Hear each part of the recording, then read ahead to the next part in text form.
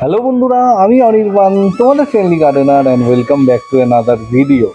তো বন্ধুরা, ঘড়ির কাঁটা বলছে এখন বাজে 6:45, আর 6:45তেই এমন রোদ উঠেছে যে কি বলবো। প্রথমত ভাবছিলাম যে ভয়েস ওভার একটা ভিডিও বানিয়ে দিই তোমাদের জন্য, আজকে যেই টপিকে আমি বলবো, কিন্তু বললাম না, অনেকদিন সামনাসামনি তোমাদের সাথে এরকমভাবে কথা হয়নি, ভিডিও করা হয়নি। তো আজকে সেরকমই একটা উদ্দেশ্য নিয়ে এই প্রখর রোদ্রের মধ্যে আমি চলে এসেছি। আর ভিডিও শুরুতেই তোমাদের বলবো, লাস্ট দুদিন দুটো ফাটাফাটি ভিডিও, মানে সত্যি কথা বলতে আমি যেহেতু কন্টেন্ট ক্রিয়েটার, আমি যেহেতু কন্টেন্ট বানাচ্ছি, আমার কাছে প্রতিটা কন্টেন্ট খুব স্পেশাল, আমার মনের খুব কাছে। কিন্তু মাঝে মাঝে এমন কিছু ভিডিও তৈরি হয়ে যায় যেগুলো মানে নিজেরই একটা আলাদা স্যাটিসফ্যাকশান আসে। তো সেরকমই ভিডিও কিন্তু গতকালকে অসাধারণ একটা ভিডিও দিয়েছি, এখানে তোমাদের হিউজ রেসপন্স এসছে, প্রচুর শেয়ার তোমরা করেছো, থ্যাংক ইউ সো মাচ। যারা দেখোনি গতকালকের ভিডিওটা, মানে মাস্ট ওয়াচ, মানে হাইলি রেকমেন্ডেড। আর তার আগের দিন শালুকের ওপর জিয়াদার অনবদ্য ভিডিও।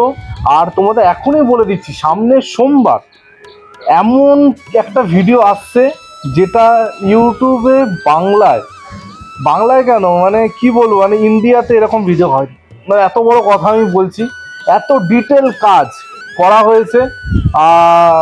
থাক সেসব কথা, মানে আলাদাই কাজকর্ম হয়েছে।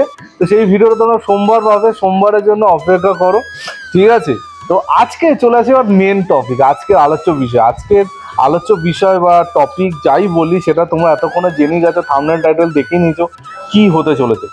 বিগত কয়েকদিন ধরে আমার কাছে একটা কমপ্লেন বলি বা একটা কোয়ারি প্রচুর আসছে, সেটা হচ্ছে অনেকের গাছ বাড়ছে না, অনেকের গাছ বড় হচ্ছে না, অনেক কিছু করা হচ্ছে কিন্তু গাছ বড় হচ্ছে না, কেন, কি জন্য, অনেকের অনেক রকম প্রশ্ন। তো আজকে আমি তোমাদের 5টা এমন টিপস বলবো, আমার এই 5টা টিপস যদি তোমরা শোনো, তোমাদের যাবতীয় গাছ কিন্তু বড় হবে। বোঝা গেছে? খালি আমার এই 5টা কথা শোনো, ডেফিনেটলি তোমাদের গাছ বাড়বে, এটুকু গ্যারেন্টি। তো নাম্বার 1 পয়েন্ট যেটা আমি বলবো সেটা হচ্ছে মাটি। একটা গাছ করতে গেলে সব থেকে আগে যেটা প্রয়োজন সেটা হচ্ছে ভালো মাটি তৈরি করা, আর যেটা হচ্ছে ওয়েল ড্রেন সয়েল।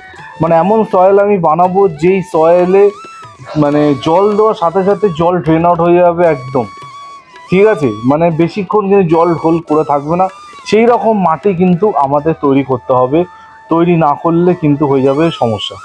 বোঝা গেছে? তো ওয়েল ড্রেন সয়েল আমরা বানাবো। এবার এখানে একটা ব্যাপার হয়, সেটা হচ্ছে কীরকম মাটি। দেখো, কীরকম মাটি বানাতে হবে না বানাতে হবে এর ওপর তো আমার চ্যানেলে প্রচুর ভিডিও আছে, সেগুলো তোমরা দেখতেই পারো, কোনো অসুবিধা নেই। আর যেটা বলবো যে ইনডোর গাছের মাটি আর আউটডোর গাছের মাটি কমপ্লিটলি কিন্তু ডিফারেন্ট হয়। ইনডোর আউটডোর যদি একই করে দাও তাহলে কখনোই গাছ কিন্তু ভালো হবে না। বোঝা গেছে? তো ইনডোরের মাটি আলাদা, আউটডোরের মাটি আলাদা। তো আমার কিন্তু দুটো মাটির ওপরে আলাদা আলাদা ভিডিও আছে, ডেফিনেটলি সেই ভিডিওগুলো চেক আউট করো, তোমাদের কিন্তু অনেক উপকারে আসবে। নাম্বার 2 পয়েন্ট কি?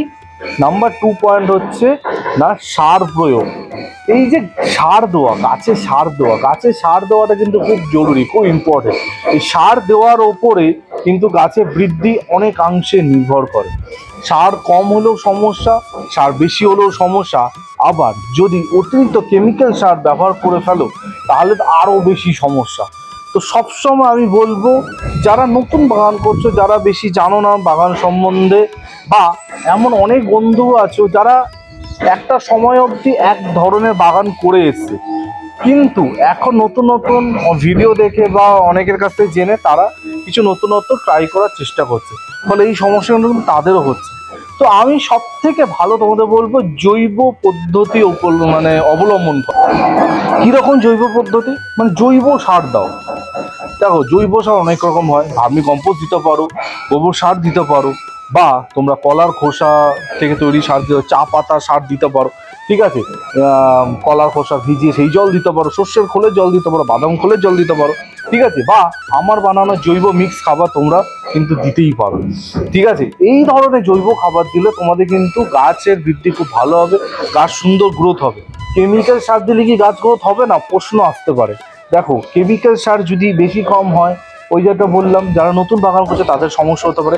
তাই জন্য আমি বলবো জৈব খাবার দাও আর ফ্রিকোয়েন্টলি দাও, গাছ কিন্তু ভালো হবে। এবার এইখানে একটা কথা নিশ্চয় আছে, ফ্রিকোয়েন্টলি মানে তুমি বলতে পারো অনির্বাণ মিক্স খাবার কি ফ্রিকোয়েন্টলি দেবো? না, একদমই না। মিক্স খাবার, যেটা আমি আগেও বলেছি যে 40 থেকে 45 দিনে একবার মিক্স খাবার দিলেই এনাফ।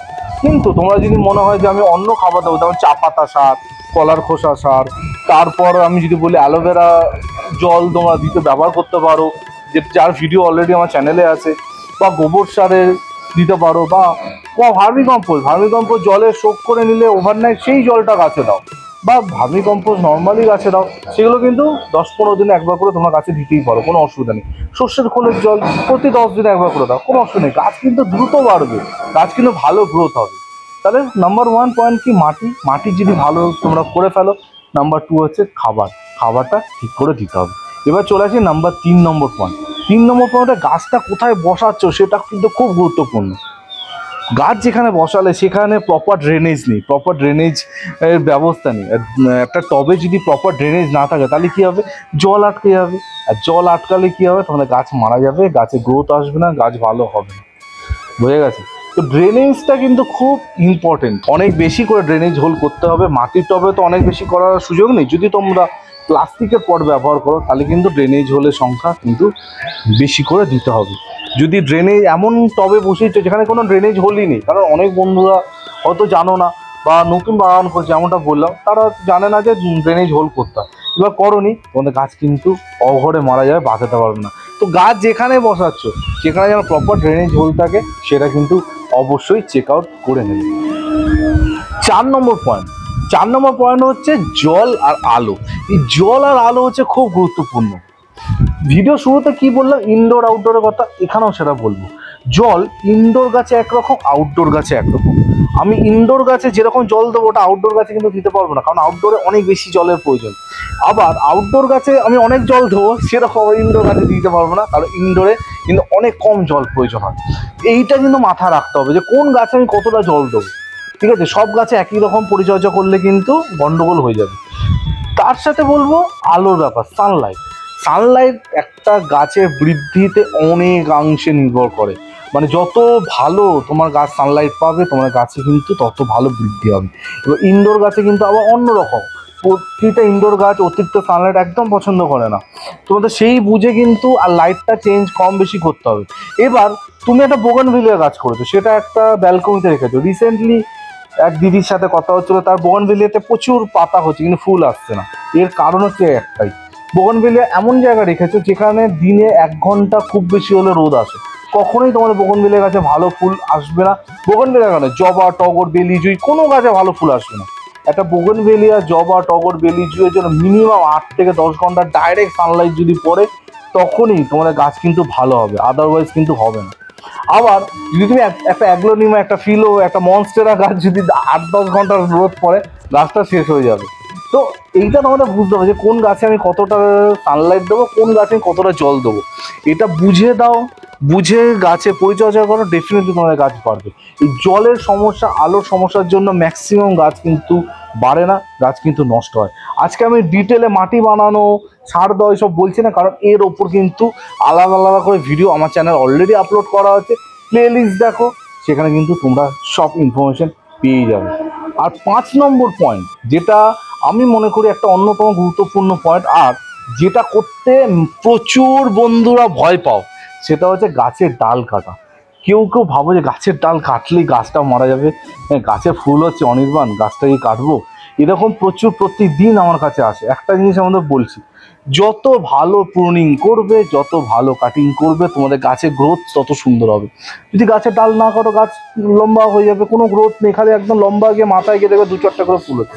এবার সেই গাছটা যদি প্রপার ওয়েতে কাটো, রেগুলার বেসে প্রুনিং করো, তাহলে কী হবে, গাছটা একটা বুশি আকার নেবে, সুন্দর ফলিয়েজ হবে, গাছ কিন্তু প্রচুর ফুল পাবে, ফল পাবে, যেটাই হোক।